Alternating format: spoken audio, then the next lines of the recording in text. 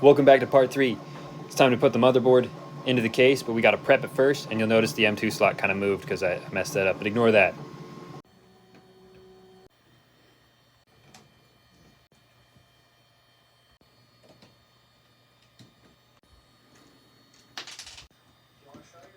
Now it's time to put the motherboard in. Beautiful. Last screw is finally in. Up next is the graphics card. It's time to unbox this girl.